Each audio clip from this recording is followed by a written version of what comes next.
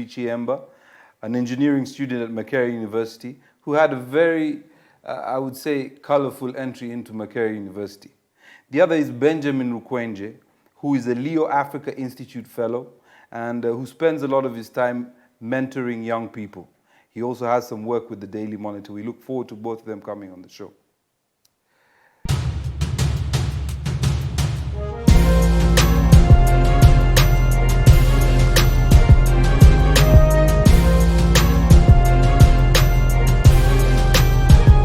Welcome back to the Cedric Live Show. On the show today we have Henry Ssubi Chiemba, an engineering student at Makerere University. Ssubi, welcome. Thank you. To the Cedric Live Show. Thank you. I'm happy to be back here. Thank you very much. Thank you for coming. I know you're very busy with your engineering degree. And so I can fix time still. Ah, very good. So tell me, what are you studying at university? I'm studying mechanical engineering. Yes. Basically, it's all about mechanical engineering. Then we have a lot of things we are doing. Continuing a lot, like 5 course units I'm doing right now. Right. And I think, It's as you're busy. saying, it's not too busy, but it needs some good time to give it, because it's not an easy Yes. thing, just a walkover. You have to give it a lot of time so that you can get the best out of it. Is this something that you always wanted to do, engineering?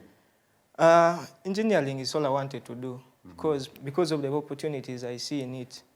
But what I would say, it's not like engineering is the best, but I would say everything is best on its way. If you do everything you're doing with the right opportunities and with the right people, you can succeed in it. But engineering was my passion, and when I got a chance to learn for it, I just left what I had. That's fantastic. Now, we got to meet under very peculiar circumstances. I wouldn't say peculiar, but different circumstances. Initially, when you joined the university, I think it was just an innocent walk into the university that ended up becoming a very, very big thing. Yes. And it was really one of these young guys at university was attempting to make fun of your situation. Yes, yes. And my good friend Alan Kasuja from the BBC picked it up. Yes. And so did the rest of us. And very quickly, it went viral. So when did you actually find out about this, that it had actually gone viral and it was something that was becoming, I wouldn't say a nationwide issue, but it was becoming a very talked about issue? When did you find out about this? I found about it like two days later. Yes. I joined campus. Then 2 days later, I was called that I had a photo. Yes. But it was something that was challenging because I didn't know about the photo. Yes. And I didn't expect it.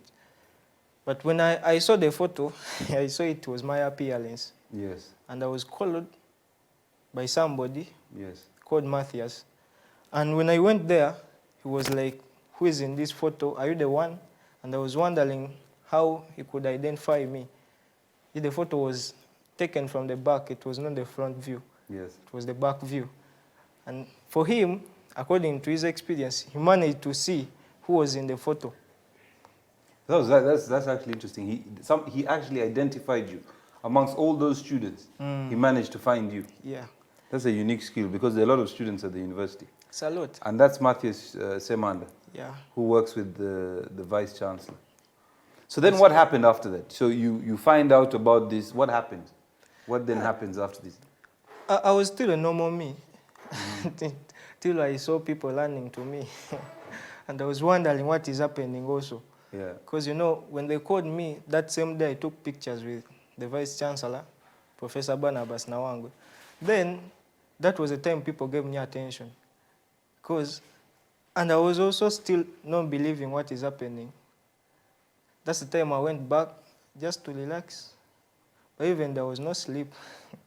But people were disturbing you. No, And calling even you. not disturbing. You can think a lot. I was failing to sleep. I was thinking, what is happening? What's going to happen? Okay, so what then happened? What happened?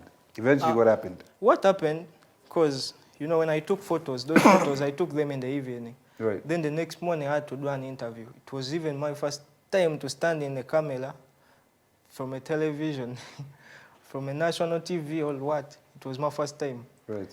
Then they were asking me about social media. That time I was blank. I didn't know about social media. And now, of course, you have a social media account. You have a Right now, I'm used to it. you have a Twitter account and a Facebook account as well. Exactly. So you have both of them. I have all of them. So tell me, did you ever meet the person that that posted this picture and tried to make fun of you? Yes, yes. I've met that boy, like not once, not twice, a lot of times. Because I usually move out from, he's my neighbor. When I walk from where I stay, it's UH. I pass via Micho, going to my college. Then that's where I meet him most of the times. And it's like a normal jazz. When I meet him, we chat for some time and I go. Not a lot of what, because So I think he's my friend, but I don't exactly.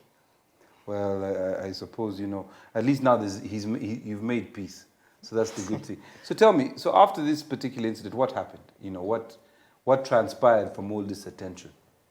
What transpired, first of all, after everything happening, I had to switch my course. Because I was given a course, like every young person in a village, their dream is just coming to Makelele. Not like which course am I going to do, that doesn't matter. As long as you go to As Makerere. long as you come. Yes. And the belief there is like they have their way of distinguishing. They have big courses and small courses. Now, when you hear engineering courses, doctorates, farmers and what, they can't tell you to register that one.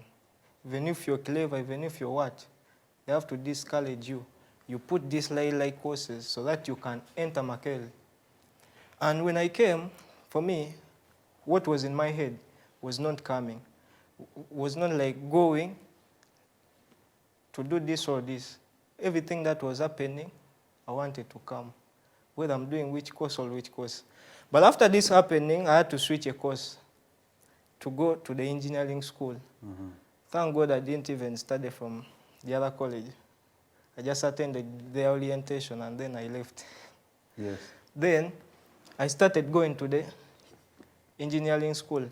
And this was an idea and support from Mr. Joel Aita, the CEO of Joada Consults, yes. And so far I've met him.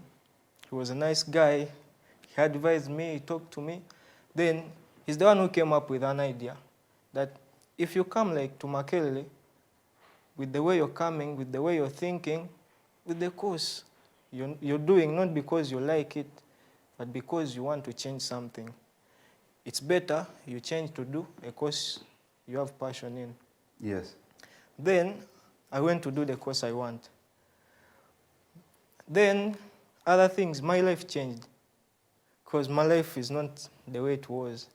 Because before coming to Makerere, the official coming, like I'm coming to study, I had come to pick my admission. And when I was walking around Makerere, I was wondering how I'm going to survive. Because Makerere was a new kind of environment. You can think of somebody who's just coming to Kampala for the first time. So you're originally from where? Where did you come from?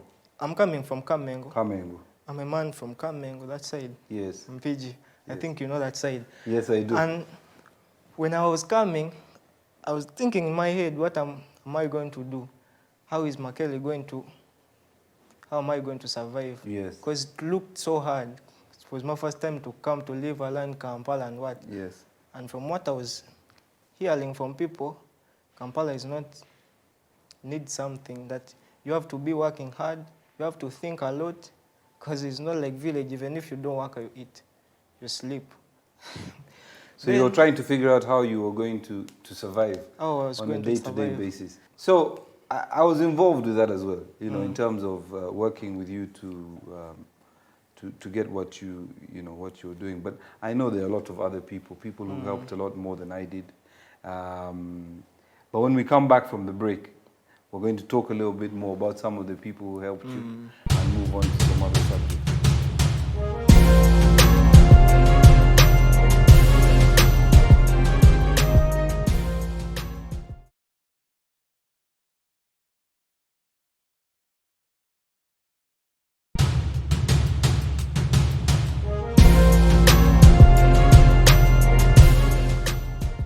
Welcome back to the Cedric Live Show. I'm here with Henry Ssubi Chiemba, an engineering student at Makerere University. So, Ssubi, Yes, please.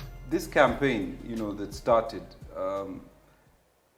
on trying to, I would say, improve your situation. What did it bring for you? I mean, you met a lot of people. A lot of people reached out. What did it do for you?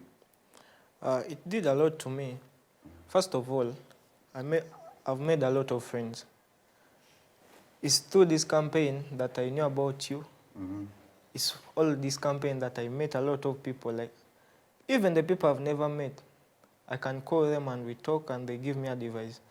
Then, irrespective of that, changing courses and what, I also need, there are those people who help me in day-to-day lives, who helped me get better clothing, because, when you're coming, everything in your budget is all about the money you're going to get, Yes. and it's always limited. And if you decide to eat it, if you decide to, you have to forego some things, and that means your life will be somehow. But I will not say life is too good or what, but it is improved. Yes. I can sit in people and they say, this is Ssubi. In fact, even if I want to talk to somebody, if I just say I'm Ssubi, the conversation goes on smoothly.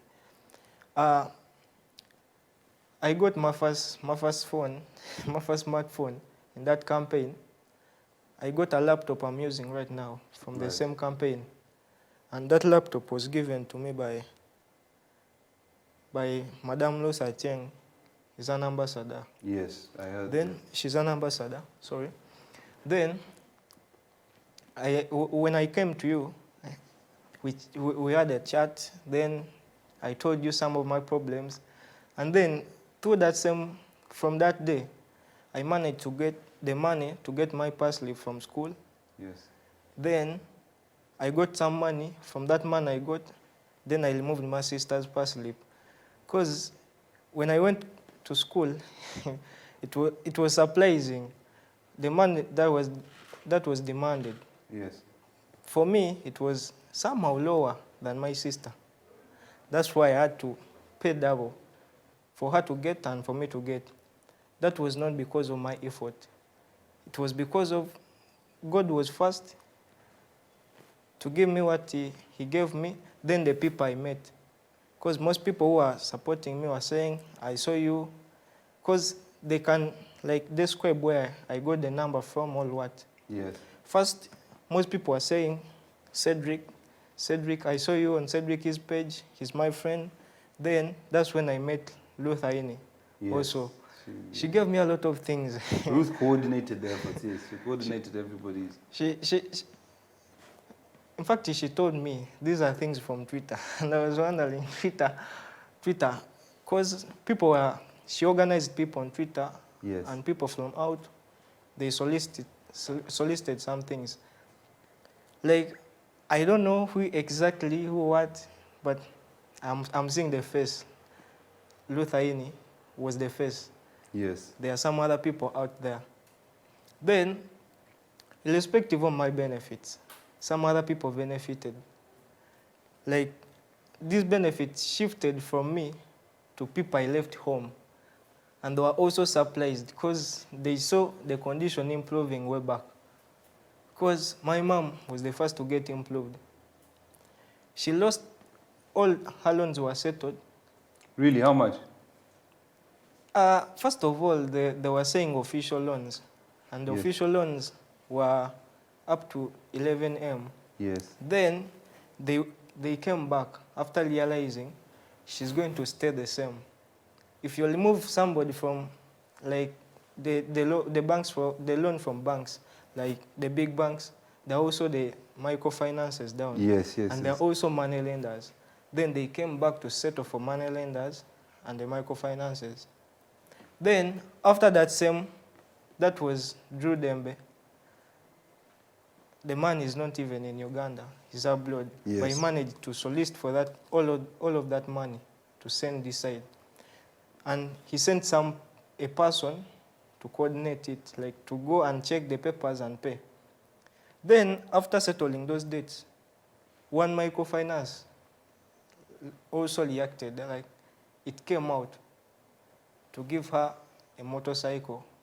Because you know, her motorcycle was not so good, it had no number plate, it had no side mirrors, it had no what. It was like a bicycle. Yeah. Then they came out to give her a motorcycle. And you, And- yeah, sorry. And that microfinance is Leshigo. It did a good job. It even gave her 2M, like to start up a business. Because her age, she needs something to make her live after retirement. And she had never organized that one. Only thing she was thinking of is paying school fees, in which way, whichever way, you have to go to school. No failing. Then, if she pays that school fees, her problems are settled. Right. So anyway, so the social media campaign, and I think it was initially triggered by Alan Kasuja, Yes. who, of course, by virtue of his position, he's managed to bring a lot of people into this. So you think it's had a huge impact on your life? It is still impacting me. So tell me something. How's university? How are you doing? University, We move forward now. That's in the past. How are you doing now? University is fine. Yeah. When you're like known in the environment, most people want to associate with you. Yes. And I would say 90% of the class, I can talk to everybody, irrespective of those ones who take themselves to be higher than you. How can they be higher than you? You mean in terms of social class or what? No, there are a lot of factors. Yes. There are people who can eat food a day of 15K and they think they are higher than these people who are eating 30K. Yes. And it's not the matter, because all that brought us that side at Makele, it was the matter we had in our heads. To study. And if like we defend that matter and we graduate with good results, they will not come back to see who was living a better life than the other. Correct. They will take who is the best, who is better than the other. So how have you dealt with the attention? I know you've got a lot of attention. How have you dealt with it? What do you do? I mean, I'm sure you get invited to functions, parties. I saw you on a Bell Jams advert. If it was an advert, but I saw you on a Bell Jams. How do you deal with this? Dealing with these things, when you're popular, you need to forego some things. Like, if I'm having a lecture, or a test, or anything compared to academics, I can explain to somebody. If you understand, it's okay. If you fail to understand, I will just know you have your problems also. Because if I explain to you that I have a test this today or this day, you're expecting me to come to your function, you have to listen to me and understand why I'm telling you this. Priorities. And it was the priority. You take education the priority, because I came because of education. And most people helped me because of the college I had to go to acquire more. And then a lot of people were calling me, but there is that time I switched off and I said, let me go out of social media. Yes. Let me go out of media and I settle. Yes. Even if you call me for what, even if I see something talking about me, in a good way or bad way, if it's a good way, I like. If it's a bad way coming out to comment, I chill that one. Because when a lot of things happen, there are a lot of people who come up with fake news to get your attention so that you can come back to the news. Yes. But you have to be careful that way. So it seems like you've got everything under control now. You've got you understand what you should be doing, what you shouldn't be doing, and your family back home in Kamengo, Yes. they're doing better. How many brothers and sisters do you have? I'm having 2 brothers and 5 sisters. 2 brothers, 5 sisters, and your mom. And they're all doing okay? They're okay. Yes. My family is from Kamengo. I think you know. So we're going to go to the break, and then we're going to be joined by Benjamin Rukwenge, who is a Leo Africa Institute Fellow. Works a lot with young children or young adults to mentor them, and does some work for the Monitor. So we'll be right back after the break with Ssubi and Benjamin.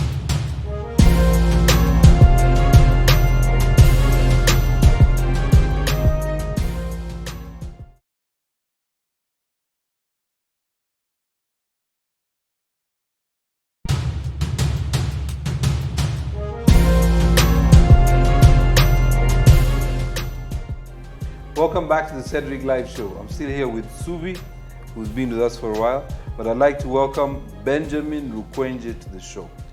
Welcome, Benjamin. Thank you, Cedric. I'm really happy to be here.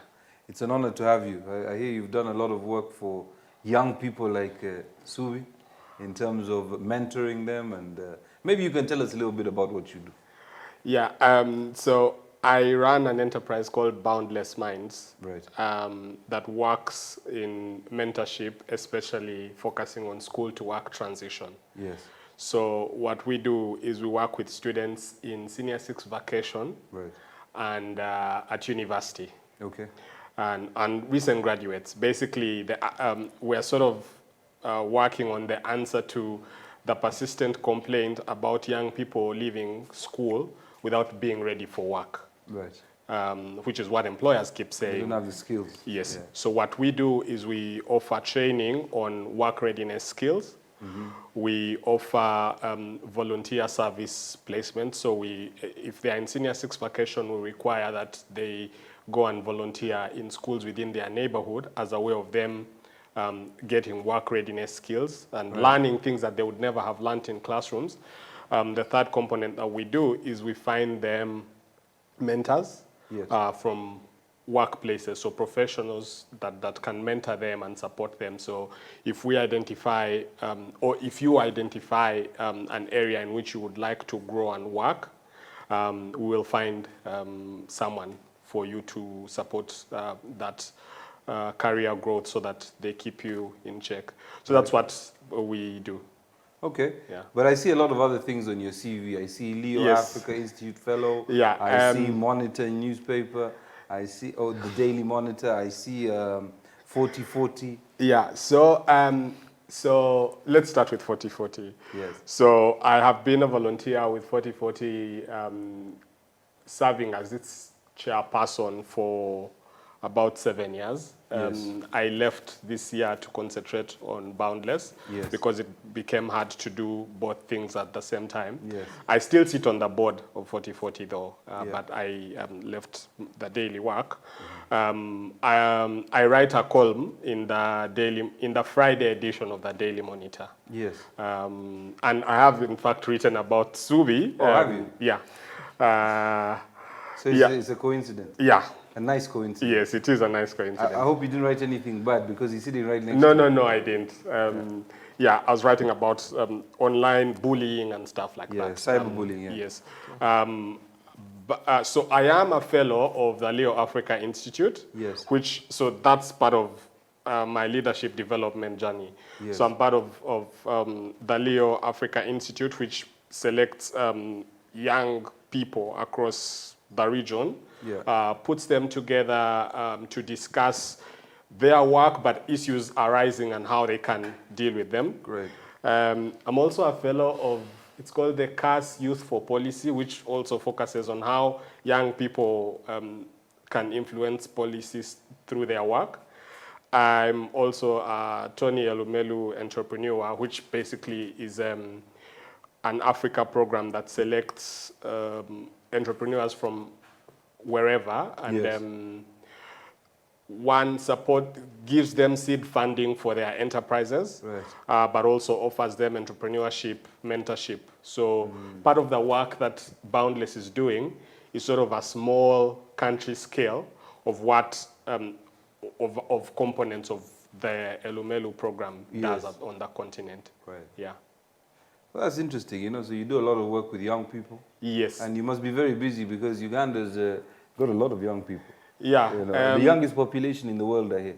Is that true? No, I think youngest or second youngest after Niger. And we're quite young yes, anyway. Yeah, we're about, I think, 78% below 30. Jeez. Yeah. That's a lot of people. Yeah, that's a lot of people. For you guys, Boundless Minds, right? Yeah. That's But it's also exciting work. Yes. It's a lot of work, but it's also very exciting work. And I mean, there are a lot of other people working in this space. Yes. Which is amazing because then there's no one solution. We have a model that we believe works based on research, but there are also a lot of other people doing work in this space Yes. that are approaching this same challenge of mentoring or supporting young people Yeah. from all sorts of angles. So that, I think that actually helps. Yeah. I think it's one of the best things about being Ugandan is there are so many people innovating for the problems that exist. We need to turn that into substance. Yeah. You know, I hear a lot of stats. Yeah. You know, a lot of conferences, a lot Yeah. of really, really good initiatives. Yeah. But those things need to turn into opportunity that creates systems that Yeah. people look after. You know, there are a lot of conferences. I will say that. Yeah. People know what they should be doing. Yeah. But we need to action those things. Now, I want to ask Ssubi something, and I think you wrote about this. Yes. In terms of what happened at Makerere University, especially at the beginning Yes. and now, what have you learned from this whole experience? What are your learnings? A lot of things I've been learning. First of all, we should not get beyond our limits. We should not try to imitate others. It's like most Ugandans, there's a lot of imitation. They pretend like they are living a life they are not living. First of all, that's a challenge. You have to live yourself.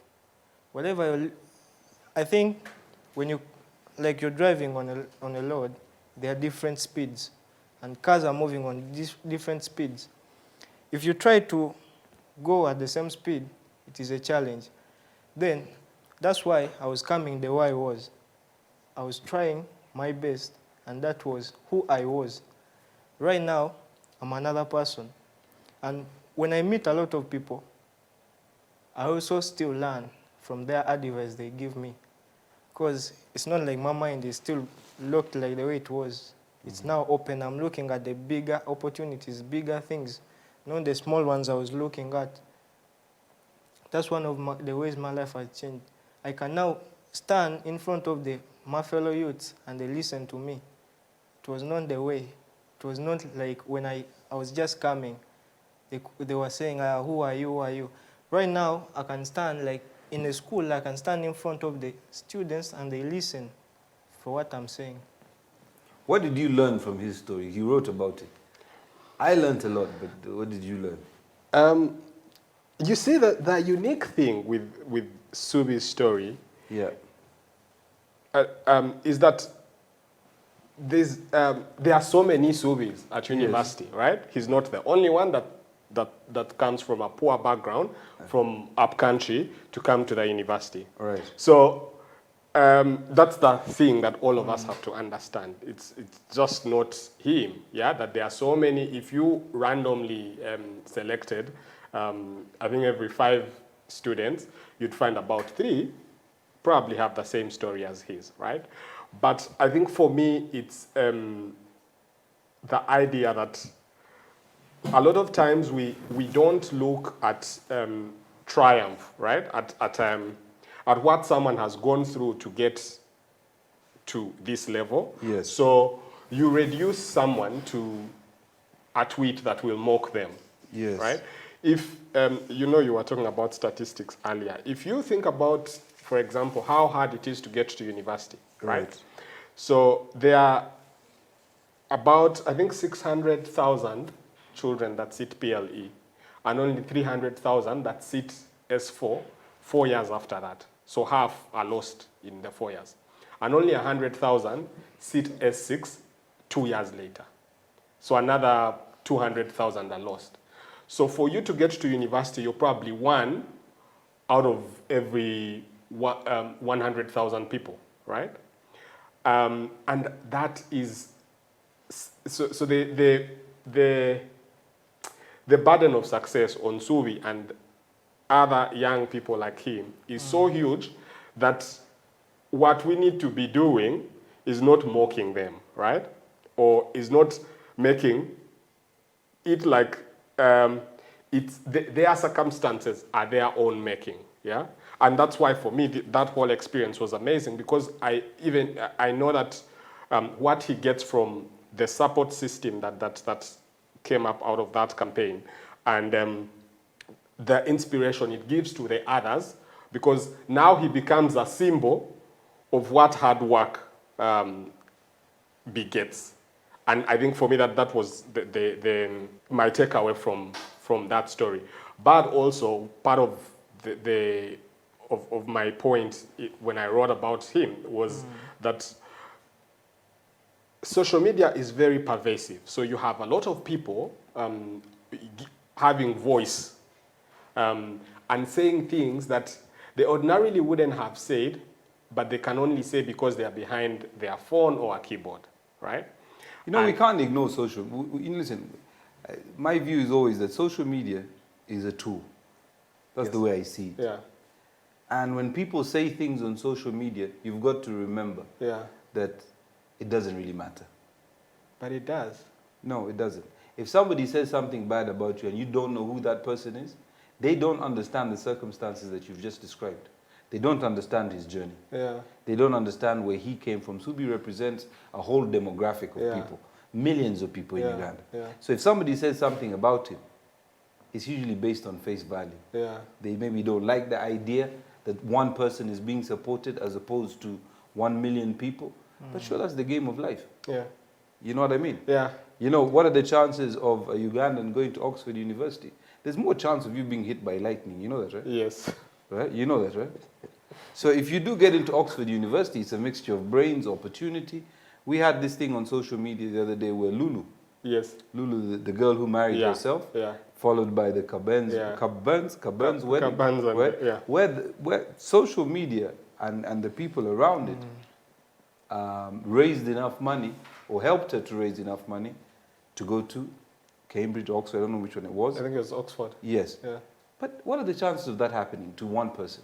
But she represents, what she does represent, what Ssubi represents, is the goodness in humanity. Yeah, I agree. And I mean, I did say that you know, from our work with 4040, even Boundless, that we rely a lot on social media to push for the goodness of people to do things, right? Yes. But I think that because social media is sort of represents what the world is like, right? So for every good, there are also people that are doing bad. And I think that's what we always need to remember. So you will, I mean, Ssubi's example is classic, right? That you have someone that thinks it's funny that someone will show up with these sorts of bag at university, right? So they are trying to bully him, right? So how do you, I think the question for all of us is, how do we take cyberbullying, and make even so free expression, but one that also respects, that dignifies, that respects the dignity of people. So sometimes you're in an argument online, and because someone cannot counter you logically, they go for your personality, or they try to say something that hurts you. Yeah. But you know what we'll do? We're going to go to commercial. We'll be right back. And then I'm going to ask Ssubi about his opinion on social media.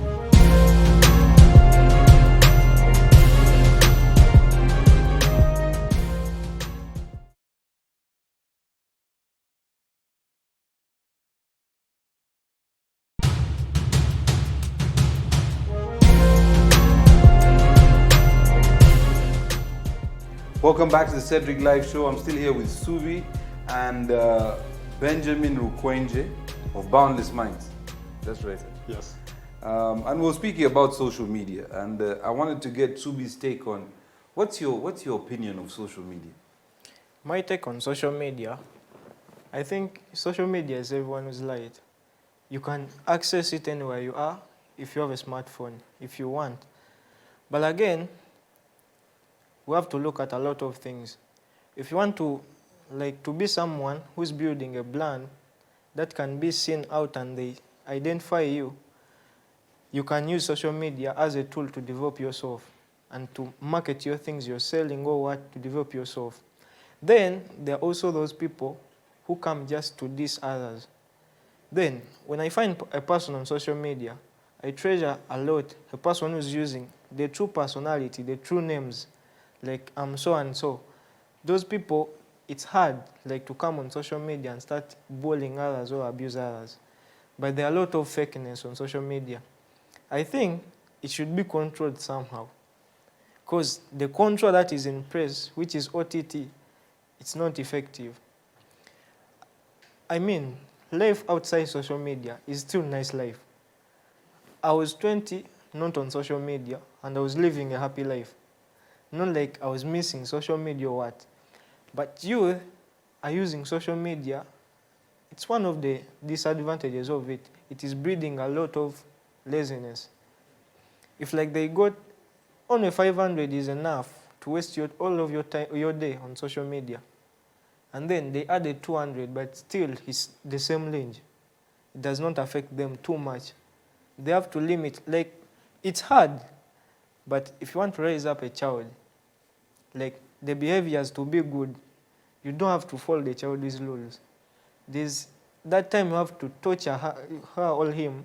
That time you have to bring some rules that are torturing her so that she gets I in don't know if that. torture is the right word, but I understand what you're trying to say. I know, because when they bring a lot of things, like in school, they say we are going to do this and this, you feel that mental torture. Yes. What are they doing like this? What are they, we should not go for plays like at this time. Yes. But after some time, they have to realize. When you develop, you realize it was important. So you feel that social media should be more regulated? It should be regulated like other countries have done. Okay. It should come also here if we want to develop like them. Because we have to look at who are beyond us, those who are developed than us. So Benjamin, how do you feel about that in terms of regulating social media vis-a-vis freedom of expression? First, I don't think that it's possible under the circumstances to regulate social media. But China have done it? Yeah, but people still find ways around it. Yeah, well, through VPNs and stuff. Yeah. But then it starts getting expensive. You know, if you start going through VPNs and things like that. Yeah, and I think, so I think regulation is good, but who regulates? I think that's where the problems start, because when we talk about regulation, I've not seen regulation that works if it's the state that's regulating. Yeah, but Because- who else can regulate that? Yeah, so you see that's the problem with regulation, because then you need, so when the state, because the state only thinks of regulating in its interest, and the state's interest usually defeats the purpose of free expression. Right. Yeah. So tell me, you work Boundless Minds. That means you work with a lot of young people, like Ssubi. Yes. Maybe a bit younger, because he's already at university. No, we work with the university students, recent graduates, and senior six packers. And I think actually starting next year we'll be working on the spectrum from primary school up to post-university.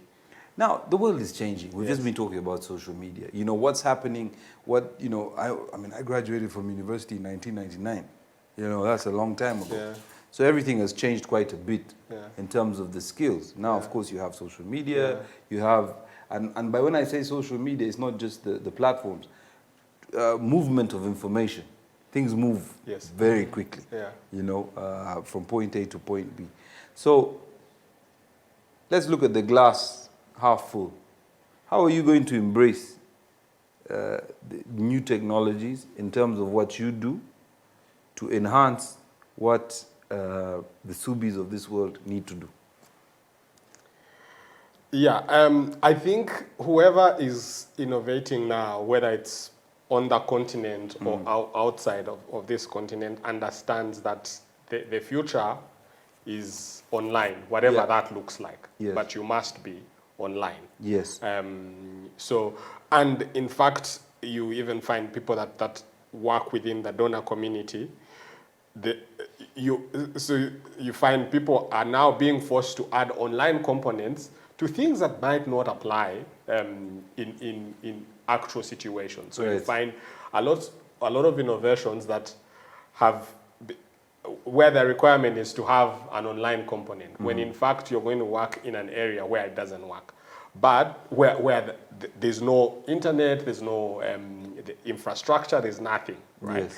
But I think to also recognize that when we build these ideas and turn them into organizations and companies, we're not building them for just now. we're building them for the future. So to always have that at the back of the mind. So for example, one of the things, so Boundless, this is our this is our third year of operation. And we've been running, for example, in-person training. So we have people students that come and sit in a room, and they have the facilitators in those spaces, or you're in university delivering this training session. Yes. But you see that affects scale. So you can only train the number of people that can fit in that room or that can access it, right? Yes. So in thinking about the future and how to reach people, well, Ssubi is at university, he's at Makerere, but he could have been at any other university in this country. So in thinking about the future, we are building a platform, a digital platform that enables any university student or student at in vocational school to be able to access modules like they were here. So you would then be able to apply to upload videos and that sort of stuff. What that does is that then you don't need to come to Kampala to receive quality education. All you need is access. That to be followed by good infrastructure to allow access. Yes. And I know a lot of other people that are doing these sorts of things, right? The other thing that I found out while researching my column for about Ssubi was that, so in the UK, right, they teach kids how to use social media, right? Because they understand that it's a big part of their life, and that in fact, it can lead to depression and suicides because of the pressure of trying to be who you're not, right? That's what Ssubi was saying. He was talking about people trying to mimic celebrities and people like that, and I guess living out of context. Yeah, because you're trying to get validation. Yes. So we are thinking about things like that, because we know that innovation here does not exist in a vacuum. It has to be informed by things elsewhere.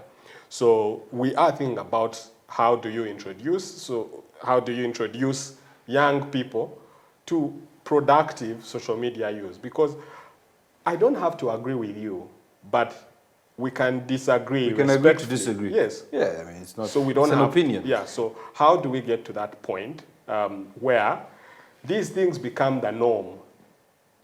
Ssubi, what do you think?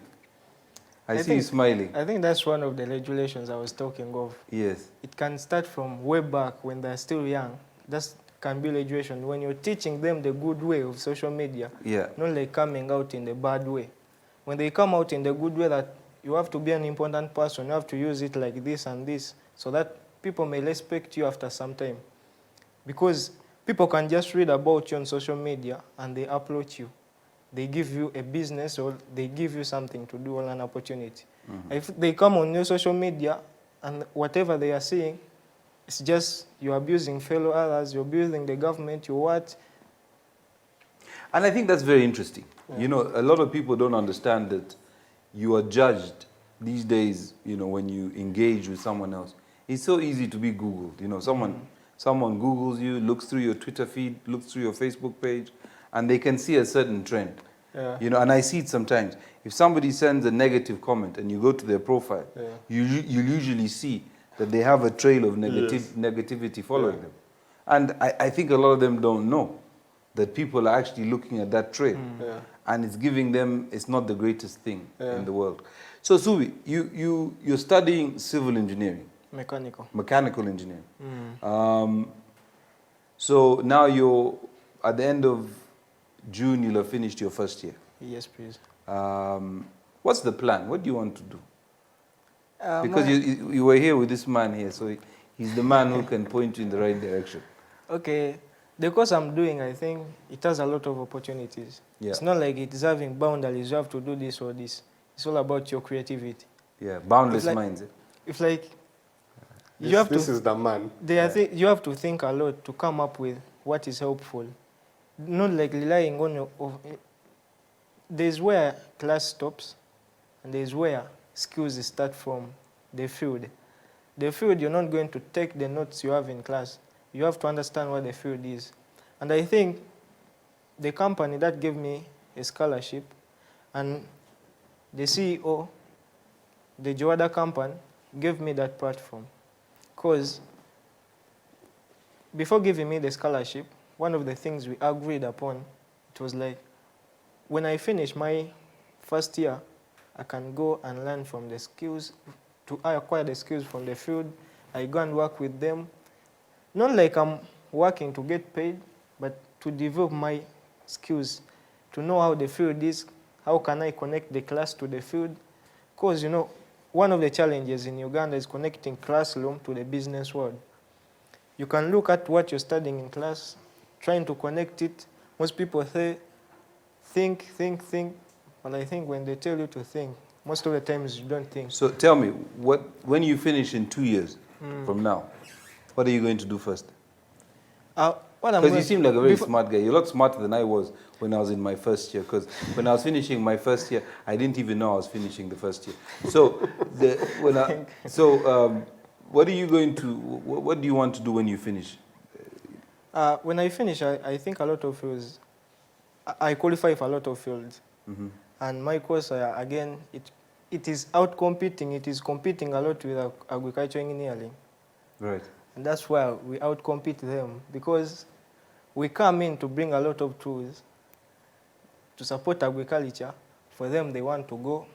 We outcompete them in bringing a lot of new machines, because the world is going another way. So you think you're going to be focused in the agricultural sector? One of the things I will be doing. One of the things? One of those ones.